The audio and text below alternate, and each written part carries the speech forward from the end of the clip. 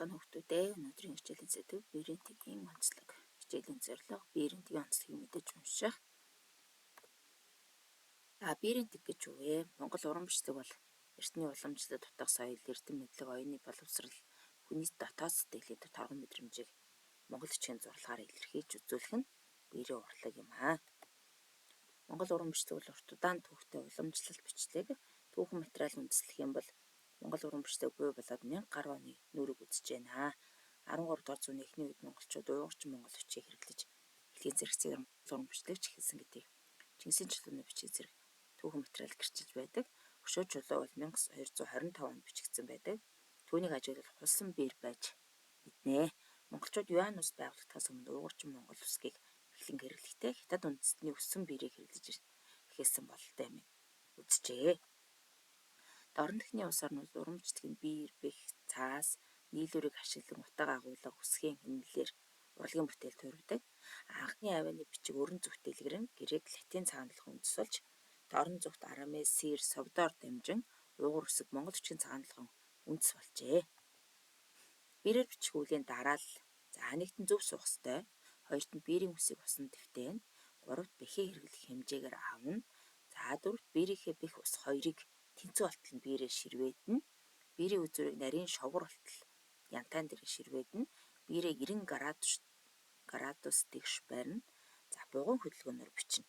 Тэрнээс бүр гараа хөдлөхгүй гарынхаа бугуун хөдлөж бичдэг гэсэн. Биерээр бичиж сурахаас өмнө харан дагаар бичиж бичгийн хэлбэрээ тогтоодог. Харан дагаар бичгтээ дараах зүйлсийг сайдран анхаараар өгдөө. Сайхан бичих хүсэлтэй монгол бичих дурлал сэтгэл санаа анхаарлаа төвлөрүүлнэ. Зөв суусан байг. Зөөлөн балтай модон харандаа буюу 2 буюу 3 бие харандаануудаар бичнэ. Бичлэгийн зарчмыг баримтлан бичнэ.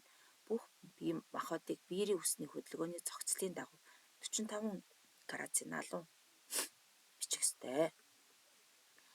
Биерийн бичлэгийн зарчим гэдэг маань үсгийн махбод эс сэрхэг бүрийг хичээнгүй сайхан уран яруу тансаг гаргаж өчхийн тулд махбод тус бүрт зархих зарчмыг баримталдаг.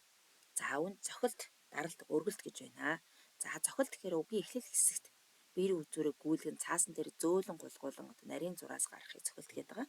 Цохилт нь биерийн бичлэгийн хамгийн анхны чухал элемент. Даралт гэхээр биерийн үзүүр арай чанга тарж бүдүүн тод зурам гаргахыг хэлнэ. Үгийн нуруу хэсгийг байнга даралттай бичдэг. Даралт нь биерийн бичвэрийг тод томгон омог бартам болгож өгдөг. Өргөлт гэхээр биерийн үзүүрээ илүү зөөлөн дарж бүдэг нарийн зурам гаргахыг хэлнэ. Өргөлт нь сайхан гаргаж өгсөн бичгийн хэлбэр эмгцэгцтэй, уян налархаа сайхан харагддаг ба үгийн төгсгөл хөвчлэн өргөлттэй гард юм байна. Дараах үгнээс амар винд байна уу гэсэн үгнээс хүүхдүүдээ өргөлт нь хаана вэ? Цохилт нь хаана гарч байгаа? Даралт нь хаана гарч ийнэ гэдэг ингээд тэмдэглэсэн байна. Үүнийг ажиглаарай. 2013 онд ЮНЕСКОгийн яаралтай хамгаалах шаардлагатай СПБ-гийн жагсаалтад бүртгэгдсэн өвөрмөц гайхамшигт урлаг.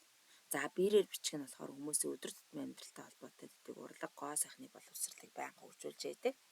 Орон төхний улс орнуудад бол уран биерчлэг нь биер, бэх, цаас, нийлүүрийг ашиглаад утга агуулгын хэмнэлээр урлагийн бүтээлд төвөрдөг. Үсэн биерийн хэмжээгээр их бага дунд их хэвийн биер гэж ангилна. Бичгийн гэрийн дөрвөн эрдэнэ гэдэгт бол биер, бэх, муутуу, янтай гэсэн дөрвөн зүйлийг бид нэр оруулж үздэг. Биер барих үндсэн арга гэж. Бугуй дэрлэх арга. Том бичиг юм тийм ээ. Төв хичээнгүй бичвэс алхам дараатай бичиж боловсрол. Эхлээд дунд зэргийн үсэг бичиж дараа нь том жижиг үсэг бичих ёстой. Босоо хөндлөн алуу тохируулан бичнэ. Дуурай бичнэ. Олон төрлийн хэлбэрээр бичнэ. Биерийн бичлэгийн үндсэн 3 цээр. Биерээ буруу барих, зурлагуудын харьцааг эвдэх, уншигдахааргүй бичиж болдгоо байх нэ. Биерийн тэгэр үндсэн зурлагыг хэрхэн яаж бичих вэ гэж. Титэм эхлэл хэсэгтээ цохилж, эргэлт хэсэгт дараад, доош нь буух хэсэгт өргөж шүд нуруун дээр дарж өгнө гэж. Шүд нь яаж өгөхөөр нуруу хэсэгт дарна. Урагшаагаа өргөөд, буцаж дараад шүдээ гарна, нуруугаа татна. Нум гэхэл нуруу хэсэгтээ дарж өгнө. Урагшаа гарах шүдийг өргөнө. Давхарлан хойш нумарсан хэсгийг дуустал нь дарна. Төгсгөл хэсгийг өргөж дуусгана. Шилбийг шүднээс нэг дахин уртаар зарчим ижил бичнэ. За гисгэр нуруу гэсгтээ дараа нурагшаага нумарсан дооц хүрээд дараад эргээд дээш эргүүлэн дээд хэсэгтээ үл ялэг өргөн дуусгав. За цодгордуу гиз гаргаж өчнэ гэсэн. За гэх мэтэр таад маань энэ яг яаж өчнө гэснийг хараад, уушаад, дуурайгаад гэртээ бичиж үзээрэй хүүхдүүдээ. За тэгвэл цацлага орхицыг яаж өчтгий, сүүлийг яаж өчтгий, тусал давхар туслыг яаж өчгөн үү, эвэр гизгийг хэрхэн яаж өчвэ гэдээ хажууд нь дандаа заавартай байгаа. Энэ заавраа хараад дуурайлгаад бүгдээр бичиж байгаарэ. За энэ мөн их шиг үсгүүд маань за үг болгоод бичсэн бай тийм ээ. За эдгээрийг хараад гэртээ бичих дадлага хийгээрэй хүмүүстээ амжилт хүсье.